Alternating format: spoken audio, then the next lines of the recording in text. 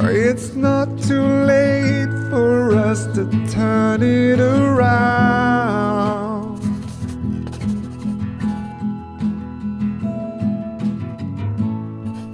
No, it's not too late for us to turn it around. Hola, queridas amigas y queridos amigos. Bienvenidos a la biblioteca de Manuel Trayero. En el episodio de hoy vamos a cambiar el formato y contaremos con la presencia de Josep Guixà, periodista y sin embargo amigo, que habitualmente ya colabora con nosotros, pero hoy lo hará de forma presencial. Bien, este verano pasado La Vanguardia publicó un podcast sobre Carmen Broto, sobre el asesinato de Carmen Broto, que se produjo la noche del 10 al 11 de enero del año 1949. Un mito literario, una leyenda urbana, bueno, lo que ustedes quieran. Sobre este asesinato, Josep Guixà y yo publicamos en el año 2005 precisamente este libro, La invención de Carmen Broto, donde tras años de investigación deshicimos todos los tópicos y mentiras alrededor de este crimen absolutamente vulgar y en un ejemplo avant la lettre de las fake news, ¿no? de las falsas noticias, y sobre todo en un ejemplo de lo que es de lo que puede dar de sí una mala interpretación de la supuesta memoria histórica, una desvirtuación de la memoria histórica a base de su construcción a través simplemente de simples mentiras. Bien, como decimos, este verano La Vanguardia publicó este podcast y de forma inmediata nosotros a través de Josep Guixà le replicamos. Pero antes hubo un episodio previo que vale la pena reseñar, y fue cuando el domingo 26 de octubre, 26 de septiembre de 2021, La Vanguardia publicó una entrevista con un escritor, Jordi Corominas, que acababa de publicar La ciudad violenta. En esta entrevista, el escritor reconoce que Joan Marcet, en Si te dicen que caí, construyó un mito plagado de mentiras y falsedades, y la periodista que entrevista a Corominas se lamenta que, para colmo de males, creado el mito de Broto, luego ciertos periodistas, algunos grandes maestros del oficio, ya dieron por buena esta versión difundida y liderada por Marcet. Esto es precisamente lo que nosotros habíamos denunciado en nuestro libro. Lo curioso del caso es que en ningún momento se citó nuestro libro, y entonces Guixà envió una carta a Jordi Juan, director de La Vanguardia, pidiéndole poder rectificar y poder explicar que, bueno, que habíamos hecho este libro, que ya decíamos precisamente lo que decía Jordi Corominas. La respuesta de Marcet, la respuesta de Jordi Juan fue sensacional, porque dijo textualmente que en absoluto mi nombre, el nombre de Manuel Trayero, estaba vetado en La Vanguardia, que eran inventos míos, y que, puso por ejemplo, que Santi Tarín, también miembro de La Vanguardia, pues no aparecía citado en este artículo. Lo que pasa es que la tesis que sostenía Tarín y la que sostenía nosotros no tenía absolutamente nada que ver. Bien, estos serían un poco los prolegómenos, y ya con referencia al podcast, la primera carta que envió, el primer email que envió Guixà fue detallándole todos los errores que habían en esta primera entrega del podcast, y la respuesta de Jordi y Juan fue, solo te puedo decir que después de haber leído atentamente, lo que me has escrito realmente es un desgabello, es decir, es un desbarajuste, ¿no? Lo que haré será enviar tu correo para que vean los autores y también añadiré tu dirección de correo. El caso es que nunca llegó ni respuesta. Guixart volvió a insistir y Jordi Juan le contestó que, bueno, en todo caso esperaríamos al final del podcast para hablar del tema. Se produjo al final del podcast, Josep Guixart de nuevo le envió otro correo al director de La Vanguardia, y esta vez el director de La Vanguardia sencillamente, en una prueba, digamos, de su concepto de la buena educación y de la profesionalidad, simplemente no contestó. Pues Manuel, muchas gracias por tu invitación y si te parece vamos a escuchar algunas perlas seleccionadas del podcast de La Vanguardia para saber de lo que estamos hablando, para conocer el nivel de ese post. Muy bien. Carmen Broto nació como María del Carmen Brotons Buil, en la Casa Pardina del pueblo de Guaso, en Huesca, un 9 de abril de 1922. Siendo una adolescente y en plena guerra civil, fue violada por los soldados que ocuparon el pueblo. Como tantas chicas en aquellos años difíciles, emigró a Barcelona con la esperanza de prosperar. Lo hizo de la mano de su hermana, Quiteria, y pronto encontró trabajo como sirvienta en una casa elegante del barrio de Gracia. Bueno, evidentemente una de las razones por las que este crimen tuvo tanto éxito, lo que sería hoy en día un crimen mediático, es porque nos cuenta el ascenso social de una pobre muchacha, por ejemplo también la imagen del abrigo del Astracán con la que Carmen Broto fue asesinada, en cierta manera entreabrió la imaginación popular hacia ese mundo de lujo, de sofisticación. Pero para que esto funcione es muy importante que ella venga realmente de lo más humilde, de la aldea prácticamente, aunque eso se dé de golpes con la realidad, como tú y yo sabemos, porque fuimos allí, investigamos a la familia Broto y evidentemente no... Esperamos una señora que volvía del campo, que la había conocido y que era pastora y volvía con el rebaño del campo. Efectivamente, y sobre todo, bueno, la relación que tuvimos, sobre todo telefónica, con la hermana de Carmen Broto, que estaba casada con un alto empleado de la compañía Cros. Este matrimonio ayudó a Carmen a instalarse en Barcelona, le pagó su primer piso, en fin.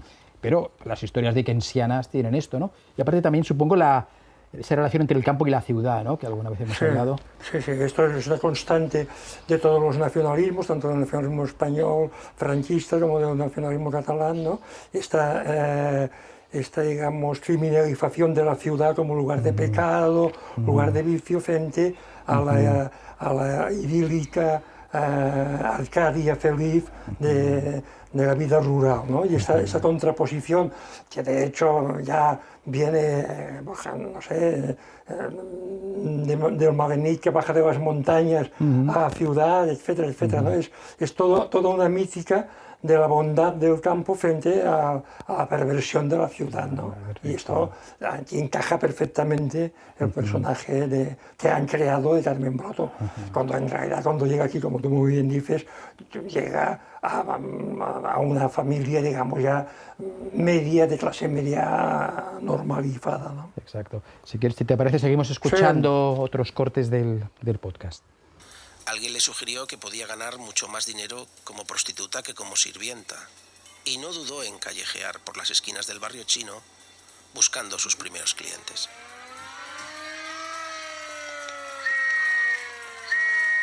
Tras caer detenida en alguna redada, supo encontrar el camino para promocionarse. Primero, dejando la calle para trabajar en un burdel llamado La Carola, en la Rambla de Santa Mónica. De allí pasó a otro en la Plaza Lesseps, para una clientela más selecta, y acabó como la acompañante personal del grupo de hombres más rico y más notorios de la ciudad. Sí, lo que decíamos, ¿no?, el contraste entre el meublé del barrio chino con codearse con las altas esferas, ¿no? Es todo una visión totalmente literaria. Jamás trabajó en estos burdeles, no lo necesitaba. Y realmente no sé de dónde sacan incluso un burdel en la Plaza Lesseps, ¿no? En fin, si me diesen más datos, ¿no? Pero además me acuerdo que investigamos, creo, los muebles del Consejo Sí. de Fiento, Sí. por cierto, muy cerca del seminario, Sí. que esto tenía su gracia, y bueno, nunca estuvo en plantilla y bueno, constatamos que todo este capítulo de la prostitución callejera era una simple fabulación, ¿no? Es decir, no había datos fehacientes para poderlo testificar, ¿no? Exacto, además este crimen tiene el típico componente de mujer joven, guapa, atractiva, vulnerable. Esto está estudiado en la prensa y el crimen, que es el síndrome de la mujer blanca desaparecida. Es decir, tiene que tener un componente siempre de pecaminosa. La mataron por las malas compañías, porque salía de noche. Y esto permite al público regodearse en la condena moral, ¿no? Claro, siendo mujer solamente podía ser madre y ama de casas o puta. Y entonces la izquierda lo que hace, la izquierda progre, la izquierda lo que hace es convertirlo en puta. Porque claro, no puede ser ama de casa, porque entonces el personaje se diluye. Pero yo diría también, pero el público también de derechas, el público que la condena moralmente, ¿no? Es decir, ella se lo buscó, ¿no? La mala vida, las malas compañías, ¿no? Esto funciona fenomenalmente. Los crímenes de más éxito son estos. Sí, pero lo que tiene gracia es que la izquierda toma la condena moral de la derecha y la hace suya. Es decir, lo que realmente sorprende es que la izquierda, que ahora va detrás de la pancarta feminista, fuera la que en su momento, a Marcé, Marcé y Joan de Sagarra y tantos otros, la calificaran de puta, la puta roja, me acuerdo, la puta roja. Esto, vamos, les ponía cuando estaban en Boccaccio tomando whisky y derribando a Franco desde los sofás rojos, ¿no? De la Boat barcelonesa. Bueno, volvamos de Boccaccio y seguimos al podcast de La Vanguardia. En las pocas imágenes que nos han llegado de ella, se la puede ver en la Plaza de Toros Monumental de Barcelona, de pie, con su rubia melena al viento y los labios pintados de un rojo chillón. Era de las pocas mujeres que había en la plaza, y a su lado siempre un hombre poderoso, un hombre rico, un hombre influyente, pero no siempre el mismo hombre. Por supuesto, aquí la promiscuidad va con todo tipo de hombres, contravenido además un poco la idea de que el hombre que tenía una querida pagaba la exclusividad, precisamente. Era difícil ser la querida de varios hombres poderosos. Simultáneamente, sí. Y volviendo al tema taurino, evidentemente en la Plaza de Toros había muchas mujeres porque iban muchos matrimonios. Sobre todo, por ejemplo, iba mi madre, siendo novios con mi padre, era frecuente, explicaba que era frecuente que iban a toda la época de Además chamaco. estamos viendo una serie de fotografías de mujeres en la barrera, es decir, que el alboroto no era nada especial, pero el señor Martínez Penas era aficionado a los toros y desde luego sí que la llevaba a los toros, eso está claro. clarísimo. Y de este hecho ya la criminalizan por ir a los toros, porque encima los toros, que es un espectáculo realmente españolista, etcétera, etcétera, pues claro, encaja perfectamente con la imagen esta que se quiere dar de la fulana del régimen, ¿no? Esta cosa que ya se vende desde el primer instante, ¿no? El acompañante más asiduo de Carmen Brotó fue Juan Martínez Penas, un rico empresario teatral, propietario del Teatro Tívoli de Barcelona. Martínez Penas, que vivía en el Ritz. Esteban Navarro, ex policía y escritor, autor del libro La rubia del Tívoli, sobre Carmen Broto. Martínez Penas le regaló un piso a Carmen, en el número 16 de la calle Padre Claret, muy cerca del elegante Paseo de San Juan. Bueno, aquí se menciona primero la condición de propietario del Teatro Tívoli del señor Martínez Penas, que a lo sumo era el arrendatario, era el gestor, el gerente teatral. Y bueno, ya el siguiente error es que tampoco podemos hablar de propiedad del piso, de que le regale el piso. Claro, era el alquiler. Por supuesto. Para mayor, por supuesto. Llegamos a tener los planos del piso. Cualquier persona que quiera buscar nuestro libro La invención de Carmen Broto encontrará el contrato de arrendamiento, de inclinato, que se decía, el plano. Y claro, esto se le escapa al autor de esta novela reciente, que se ha documentado buenamente como ha podido, ¿no? Chapoteando por internet, y evidentemente no ha llegado a los verdaderos detalles, y prosigue en esa exageración de la fastuosidad con la que hay que vender y revestir el crimen, ¿no? Otro. Carmen Broto se colgaba del brazo de Martínez Penas para ir a la Monumental o al Liceo, pero cuando le apetecía se colgaba también del brazo de Ramón Pané, otro de sus amantes mantenedores. Este empresario, Ramón Pané, le compró un piso en la calle Aribao 139, calle considerada entonces como la Avenida de las Queridas. El edificio, construido en el número 139, se conocía como la Catedral de la Leche, por su diseño característico y por la cantidad de señoritas mantenidas que vivían allí. La Catedral de la Leche fue una expresión que nos suministró el administrador de esa finca. Fue una de las aportaciones del libro, que evidentemente no se nos cita, no se nos concede el copyright.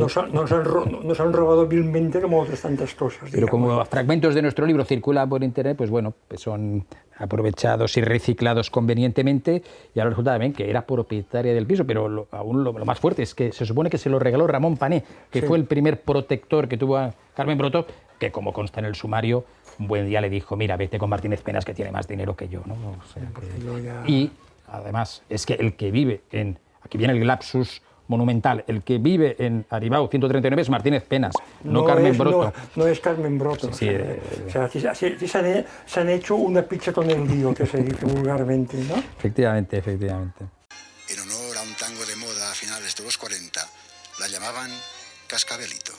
Muñoz Ramón estaba casado con Carmen Villalonga, la hija del presidente del Banco Popular. Muñoz Ramonet vivía entre dos Cármenes, su esposa y su querida, y la lucía con orgullo. Y fue así que Carmen Broto se convirtió en la mujer más poderosa de la ciudad. Se habla del tango Cascabelitos. A mí me dijo Pedro Vidal, uno de los amigos de Carmen Broto, a quien pude entrevistar en Madrid, que él le puso ese apodo y no se refirió, no hizo ninguna referencia tanguera, ¿no? Por otra parte, Carmen Villalonga, esta mujer espectacular que estamos viendo, era la mujer de Julio Muñoz Ramonet, efectivamente, que no era el presidente del Banco Popular, era el presidente del Banco Central. Y bueno... Que no está mal como error, ¿eh? Es decir, para ser periodistas, digamos, no está mal, ¿eh? Efectivamente. Y bueno, de nuevamente Carmen Broto, gracias a su supuesta relación con Muñoz, no es una cualquiera, es la mujer más poderosa de la ciudad, ¿eh? En relación de la cual no encontramos ningún rastro. Nada. Y tú llegaste incluso a entrevistar a la novia de Muñoz Ramonet. Exacto, que fue la que nos puso en la pista de la querida de Muñoz, que efectivamente, como buen señor de Barcelona, sí que tenía una querida escondida en una especie de jaula de oro, en la calle Santaló.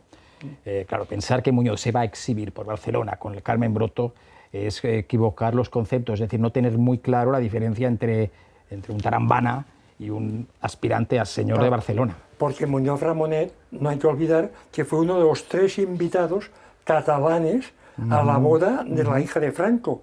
2 fueron Mateu, alcalde de Barcelona, amigo íntimo de Franco. Otro fue el conde de Godó, casualmente propietario de La Vanguardia. Y el tercero, invitado no por Franco, sino por el marqués de Villaverde, o la familia del marqués de Villaverde, fue precisamente Muñoz Ramonet, ¿no? Bueno. Entonces, claro, no tiene mucho sentido que un señor de esta alcurnia se fuese paseando por Barcelona claro. Con una supuesta querida, ¿no? Es lo que tienen las leyendas urbanas. Seguimos... Marcé afirma que conoció personalmente a Carmen Broto. Cuando apareció asesinada, el escritor, que entonces era aprendiz de joyero, cuenta que la mañana del 11 de enero vio el Ford Sedan donde se perpetró el crimen aparcado en la calle Legalidad. También rememora Marcé que tuvo que entregar unas joyas en el Hotel Ritz.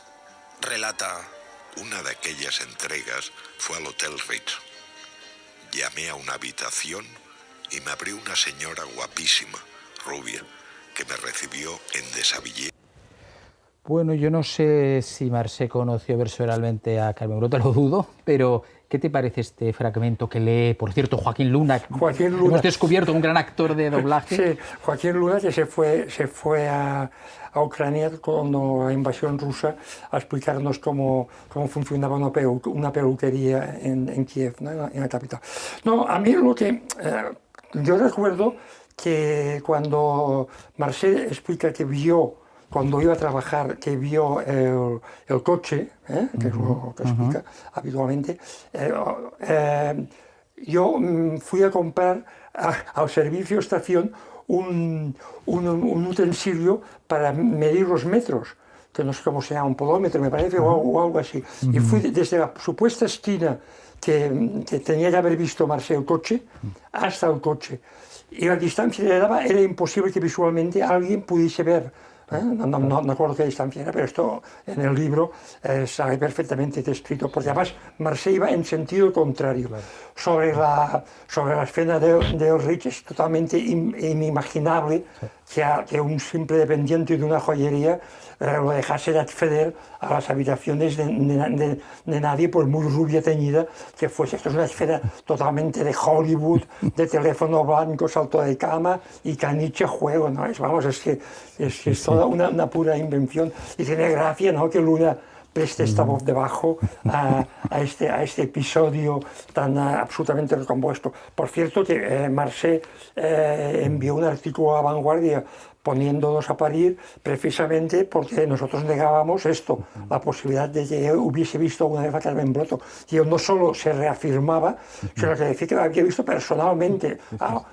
Sí, no tiene ningún sentido, como demostramos perfectamente en el libro, ¿no? Bueno, pues aún hay más.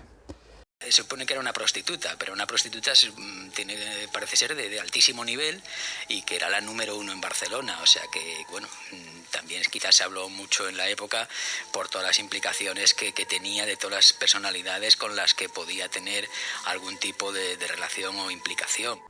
A mí me impresiona, ¿no?, la delectación con la que Figueredo, que es el reportero de sucesos arquetípico, ¿no?, repite la prostituta, la número 1, ¿no? Realmente, repito, el potencial de un cadáver pecaminoso, ¿sabes?, de una mujer de mala vida. Esto vende mucho, esto es una baza, esto es oro puro. Era la prostituta, la mejor, la número 1. Esto a un crimen le da una fuerza mediática. La ponen arriba de todo del hit parade, ¿no? Sí. Lo que realmente, a mí lo que realmente me sorprende es esto, ¿no? Cómo se puede llegar a criminalizar por el simple hecho de ser mujer. Es decir, porque aquí lo único que se está haciendo es criminalizarla por esto, por ser mujer, y porque era la señora que se acostaba con quien le venía en gana y con quien le apetecía, ¿no? O sea que no... en fin, no tiene... Es el triunfo del pensamiento más reaccionario y más cavernícola que se puede tener. La audiencia manda. La audiencia manda, sí. Ella se lo buscó. No hay más que decir. Las supuestas relaciones homosexuales, según Navarro, responderían a una lista de clientes que le abonaban la droga. La policía interpretó que el dinero eran emolumentos por sus servicios sexuales. Algunos autores especulan que Jaime Viñas también se había relacionado íntimamente con Carmen Broto. Bueno, aquí hay una nueva confusión, porque precisamente Viñas se le relaciona, mantiene una relación compleja con el otro asesino, con Navarro hijo. Probablemente haya algo que va más allá de la amistad.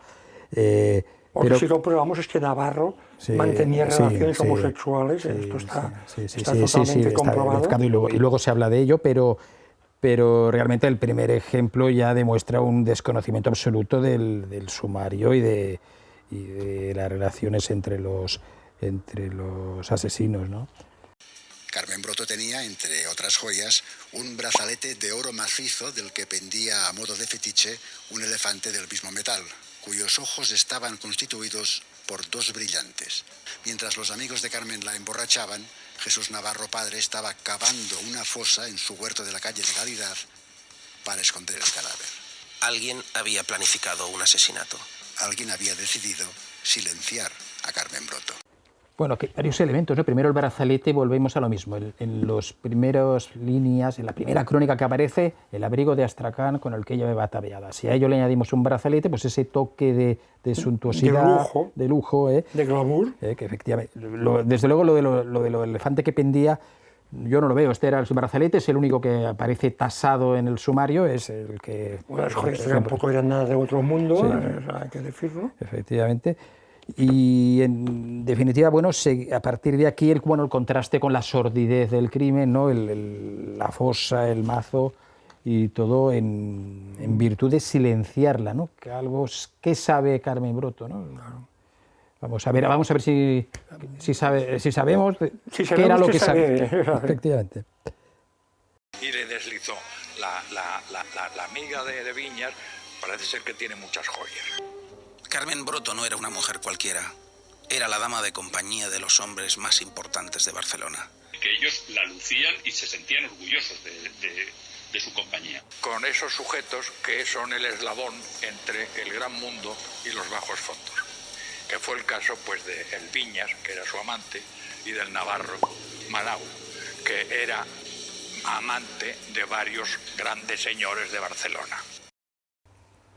Sí, bueno, lo mismo, el enlace entre los dos mundos, pero todo es tirado al extremo, ni ella era tan pobre, ni los señores eran tan opulentos, ¿no? Y los amantes de Navarro eran muy poco relevantes, de familias de alguna familia prestigiosa, pero de muy poca relevancia social, prácticamente. Dos de los miembros de la banda que participaron en el crimen murieron también en las horas inmediatas. Aparentemente, se suicidaron. O quizás los suicidaron. El plan preveía que para evitar sospechas e investigaciones, lo más indicado era no dejar testigos. De manera que Carmen Broto, además de ser desvalijada, tenía que desaparecer. Carmen Broto debía morir. Claro, aquí aparece el suicidio de ellos, evidentemente es otra nota informativa espectacular, y mucha gente empezó a pensar, esto ha sido un montaje, es decir, los han matado. Nosotros en el sumario constatamos no solo hay la autopsia que revela que han ingerido cianuro, que pueden haber sido obligados. La compra. Sí, es que además en el sumario hay la entrevista a la familia, a la droguería que les vendió el producto, y nosotros, 50 años después, hablamos con esta familia y nos confirmaron que efectivamente Plaza Rovira, si no me equivoco. Plaza Rovira, efectivamente, sí. Y, por tanto, no hay ningún gran secreto, solo que eso era un elemento novelesco más, ¿no? Porque la tradición del crimen por envenenamiento tiene su peso en la literatura criminal. Pero esto es no haberse ni tan siquiera mirado un sumario, ni los resúmenes del sumario. Esto ya es el colmo de la invención, ¿no? Porque ya los resúmenes del sumario, ya lo dicen, ¿no? Ellos alquilaron un coche en el garaje Astoria, que alquilaba coches sin chofer. Y la persona que les avaló atendía a las iniciales E.S. Y este señor era Esteban Sala, hombre muy acreditado en la restauración barcelonesa, donde tenía 3 o 4 establecimientos. Esteban Sala formaba parte de la misteriosa agenda de Jesús Navarro Manau de empresarios y aristócratas que, según algunas versiones, eran sus amantes o, según otras voces, eran consumidores de la droga que vendía.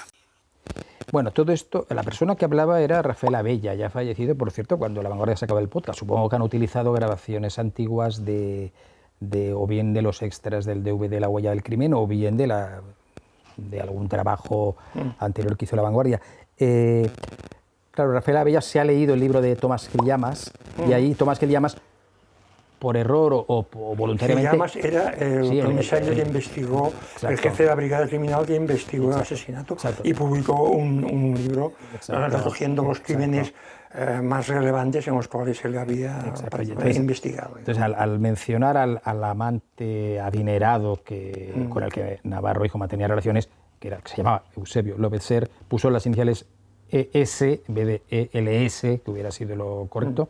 Y a partir de ahí, pues Rafael Abella extrae la conclusión de que solo puede ser Esteban Sala. La verdad es que es es de locos la falta de rigor, ¿no? Pero bueno. El hombre de negocios que cuidaba de su manutención, como lo describía La Vanguardia, no era otro que el empresario del espectáculo Juan Martínez Penas, propietario del Teatro Tívoli. Martínez Penas, a quien le gustaba exhibirse junto a la belleza despampanante de Carmen Broto para disimular su condición de homosexual, venía acompañado en esta ocasión de la corista austríaca Bettina de Lis. Aquí reconozco que me ha dejado descolocado porque a Silvia de Bettini la llaman Bettina de Lis. Quizás es un lapsus del guionista. Debe de salir en alguna novela como Bettina de Lis, y a partir de aquí ya nosotros seguimos el rastro de esta actriz, que era había hecho películas para la época del régimen nazi. Y estaba actuando en el Tívoli. No vamos a desvelar ya más porque no tenemos intención de hacer el spoiler de nuestra investigación, pero lo que sí es interesante es que se menciona que Martínez Penas era un homosexual, que la forma de encubrir esa homosexualidad era pasearse por Barcelona con Carmen Broto. Claro, eso no les lleva a ellos a corregir previamente el calificativo de prostituta o querida. A ver, esto es una incoherencia flagrante. Sí, porque Pané era viudo y Pena era soltero. No tiene ningún... Claro, la querida es la querida, es decir, es la otra, es la amiga del señor Casado. Aquella del liceo típica, ¿no? Ya, que cuando el marido le enseña, mira, esta es la querida fulanito y tal, y la mujer le contesta, pues no, me gusta más la nuestra, ¿no? Es decir, ya forma parte, digamos, de aventuras del entorno, ¿no? Se trataba de emborrachar a Carmen para que ofreciera la menor resistencia posible. Pararon en un bar de la calle Industria y en el bar Isern de la Plaza de la Sagrada Familia. La ruta continuó en una noche que parecía que no había de tener fin por otros locales de la calle Rosellón y de la calle Casanova. Bueno, solamente los dos primeros locales son verídicos y creo que fue Sperati en la novela añadió Rosellón, Casanova, porque luego hay el intento de huida de ella del coche en el hospital clínico, entonces le pareció que tenía que añadir más bares, una borrachera más... Sí, pero además lo que tiene gracia es esto de emborrachar a Carmen Broto, porque me parece que era capaz de beberse la Copa de Europa y no pasarle absolutamente nada. Es decir, que pretender emborrachar a Carmen Broto, en fin, con la experiencia que da haber consultado sumarios, fuentes, etc., me parecía bastante improbable que se les ocurriese precisamente a los que se iban normalmente de copas con ella, ¿no? Debían de saber que tenía un cierto aguante hasta este tipo de brebajes, ¿no? Es sorprendente, me parece. Sí, pero bueno, Sí, la imaginación está para esto, sí. Jesús Navarro padre ha cumplido con su parte. El agujero ya está hecho. Tiran en él, todavía envuelta en su lujoso abrigo de Astracán, a una moribunda Carmen Broto. En realidad, alguien plantea la duda de que pueda estar viva todavía. Jesús Navarro padre no vacila. Con la misma pala que ha cavado el hoyo, golpea en la cabeza de Carmen Broto. Entre las prendas que vestía el cadáver figuraba un abrigo de Astracán valorado en unas 50.000 pesetas. Este dato es correcto. Ellos han sacado datos del libro de Santiago Tarín, que sí que se leyó el sumario y hace un resumen. Y... Yo te dice que si las historias, como buen periodista, dice que las historias él las acaba de aderezar con su toque personal, porque en fin, para darle sentido. Para darle sentido y sean más atractivas para el lector. Se ve que con los hechos no basta y hay que ponerle la guinda personal. Exacto, fíjate el toque fantasioso, ¿no? Navarro padre la remata con la pala cuando ya está enterrada. Sí, esto es muy de memoria oral callejera, ¿no? Y seguro que con la pala con la que cavaban le asestaron el último terrorífico, golpe. además, ¿no? Te imaginas allá la pobre Broto todavía viva y otro dándole palazos para acabarla de matar. Es un poco... creo que en una película puede quedar bien. Sí, puede. El dueño del hotel principal, en la calle Junta de Comercio, número 6, alertó al juzgado de guardia sobre un joven que había reservado una habitación con baño a las 6 de la mañana, que no había salido de ella y que no respondía a las llamadas en la puerta. Cuando forzaron la entrada, encontraron un cuerpo tendido en la cama. En la mesita de noche había un frasco de cianuro y una botella de licor. Se le identificó como Jaime Viñas Prat, de 29 años. Yo creo que la teoría del suicidio, y que se suicidaron dos además, por separado, uno se suicidó en un sitio, otro se suicidó en otro, yo creo que fue, o dijeron, no nos quitamos de en medio. ¿Y por qué no se suicidó también el tercer miembro de la banda, Jesús Navarro? Él no va a una cita que tiene, que es por lo que yo creo que se libró también de suicidarse con la pastilla de cianuro. Jesús Navarro sobrevivió por no acudir a una cita. Bueno, aquí que aparece la voz de Pedro Costa, que dirigió el episodio de La huella del crimen. Tampoco no se leyó el sumario, se fió de lo que le contó Navarro. Y claro, eso de que no acudió a la cita, al contrario, Navarro acudió a la cita, se encontró con un policial que pudimos entrevistar, el agente Ramiro de las Heras, que se lo llevó directamente a jefatura. Navarro estaba intentando huir a Palma de Mallorca con su novia, por tanto sí que acudió a la cita. Y la otra historia, bueno, es efectivamente aparece el cadáver, no de Viñas Prat, como dicen ellos, eso era el nombre que ponían en la prensa, era Viñas Pla. Y bueno, es un error menor, pero bueno, uno más, ¿no? Es que no se han ni siquiera revisado, no hay concordancias entre los datos. Un desbarajuste, como dice el director de La Vanguardia. Carmen de Lirio, vedette de revista, actriz y cantante contemporánea de Carmen Broto, en declaraciones a Televisión Española. Escuchamos a Carmen de Lirio recordando que Carmen Broto tenía muchos hombres y hay que resaltar que se trataba de hombres importantes, muy importantes, económicamente, socialmente y políticamente. Ella se colgó del brazo de grandes empresarios como Ramón Pané, que la mantuvo más de un año, o Juan Martínez Penas. Muñoz Ramonet hizo una fortuna con el extraperlo y se encaprichó también de los encantos de esa rubia exuberante. Carmen Broto conoció la intimidad de los hombres más importantes de la ciudad condal. En su agenda personal aparecían nombres vinculados a las más altas jerarquías. Hay quien especula que en ella aparecía por distintos motivos el arzobispo de Barcelona, Monseñor Gregorio Modrego, o el gobernador civil de la provincia, don Eduardo Baeza. Bueno, vamos por partes. Llegamos a conocer a Carmen de Lirio, ¿no? Fue una experiencia una interesante. Fantástica entrevista en el Hotel Majestic, aún me acuerdo. El problema es que no sabía absolutamente nada. De hecho, debuta cuando ella ya ha sido asesinada, con lo cual... Además tenía mucha gracia porque creo recordar que la había reconocido actuando ella, la había reconocido desde el escenario en la platea, lo cual era absolutamente imposible porque había con las No, pero luces. es que repito que la cronología no concordaba.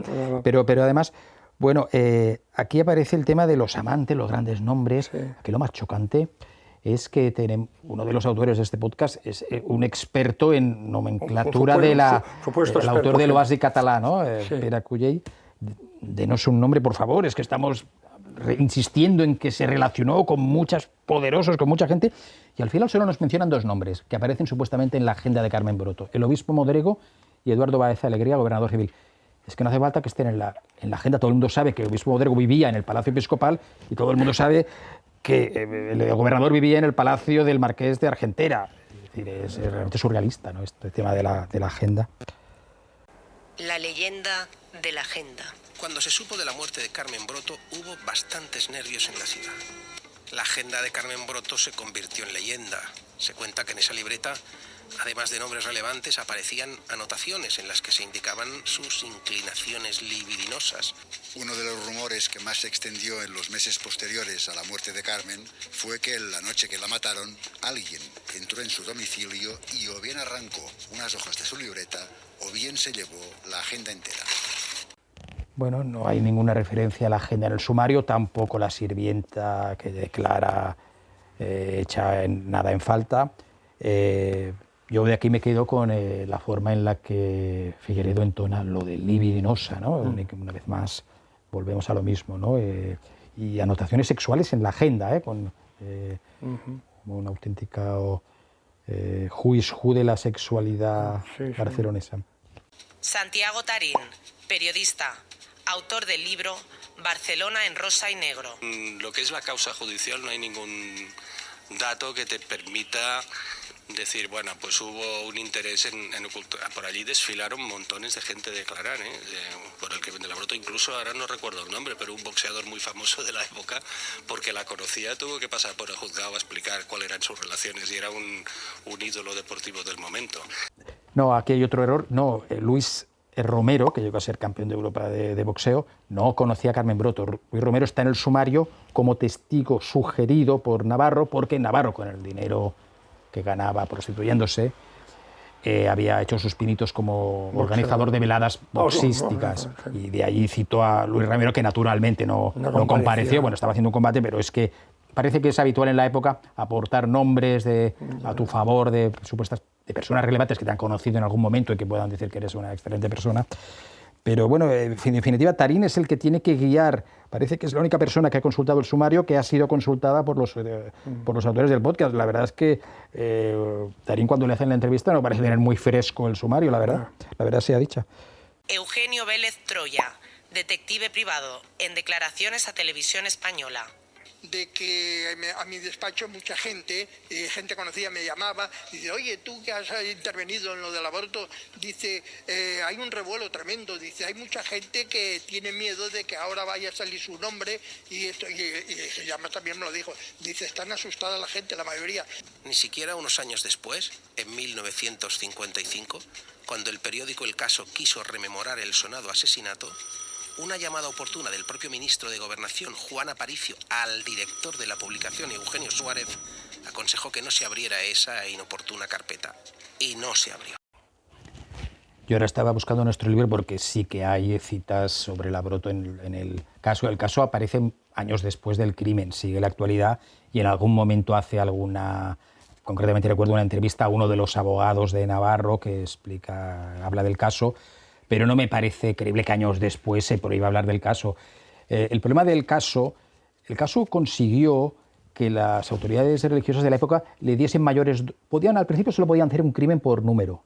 Entonces se les permitió hacer 2, pero no aumentar el número de adulterios, porque la moralidad era más importante. Habían de ser fijos. Claro, y yo reconozco que el caso Broto no tiene demasiados puntos a favor para que saliese en el caso, ¿no? Claro. Porque precisamente sí que delata pues ciertas... Yo entrevisté a Vélez Troya y me pareció un personaje que no sabía absolutamente nada. Iba fabulando todo el rato sin ningún conocimiento. Sí. Era el típico que tenía que ser el niño en el bautizo, la novia en la boda y el muerto en el entierro, ¿no? Sí.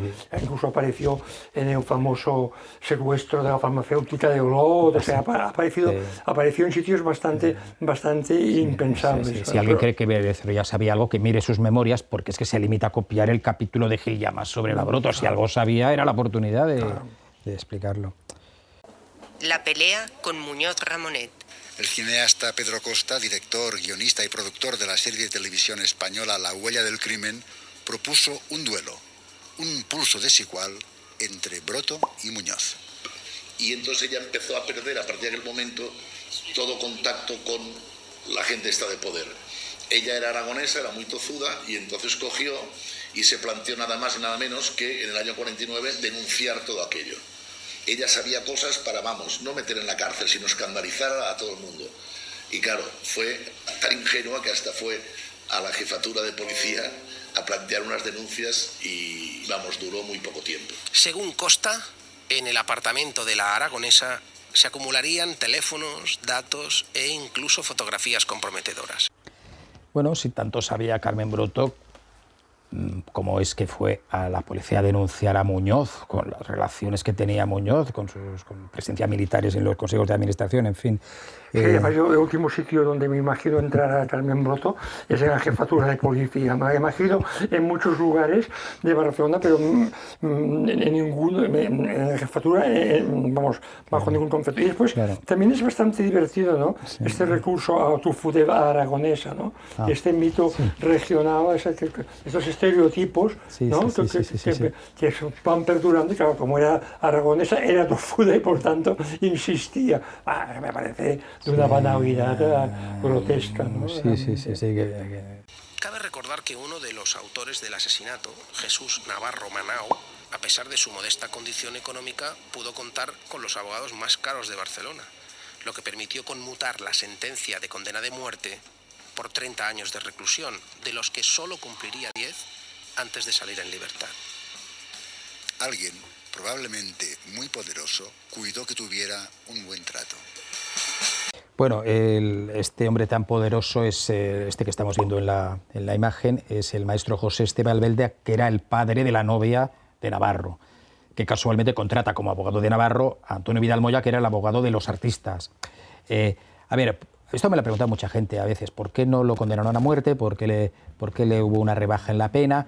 A ver, no era normal en la época que una persona que ha cometido un crimen, que normalmente es gente, son auténticos parias, tenga alguien que le está avalando, que está pagando el abogado, y esto prácticamente te garantiza algún tipo de conmutación de pena, ¿no? Esa fue la realidad. Los abogados los pagaba el padre de la novia. De hecho, se casan antes del juicio, y en el momento en que es condenado ya la familia empieza a distanciarse. Yo no sé cómo los siguientes abogados, en el caso de Chinchilla, llega para buscar popularidad, porque sabe que sigue siendo un caso que interesa, y de hecho Chinchilla se colgaba un poco la medalla de que había sido él el que había conseguido la conmutación. La liberación. Sí. La confesión. Y confesaba abiertamente que fue traficante de cocaína. Según Navarro, Carmen Broto estaba implicada en actividades ilegales, desde falsificación de moneda hasta prostitución y proxenetismo. Mi padre me dijo incluso que varias personas habían sido fusiladas por su culpa. Acabó desvirtuando su propia versión y acusando a indeterminadas personalidades importantes de la época. Vale, esto sería ya un poco la conclusión del podcast, ¿no? Es decir, al final solo sé que no sé nada. Es decir, han liado una historia monumental donde aparece hasta el obispo, ¿no? Muñoz, para acabar diciendo no, pero no sabemos nada. El propio Navarro desvirtuó su versión. Pues además Navarro iba haciendo versiones según las circunstancias. Primero la hizo pasar por roja, después la hizo pasar por franquista, etcétera, etcétera, ¿no? Iba adecuando la versión según las circunstancias, ¿no? Y según la clientela, ¿no? Es decir, a demanda. De hecho, yo creo que tuvimos suerte de no llegar a conocerlo, porque seguramente se hubiera inventado otra versión para complicarlo, pero vimos sus manuscritos, vimos que intentó escribir dos novelas, bueno, una novela, pero con cambios, de acuerdo con la ideología del momento, y nada, al final el podcast se queda en nada, ¿no? No sabemos qué pasó, ¿no? Marino Rodríguez, periodista de La Vanguardia.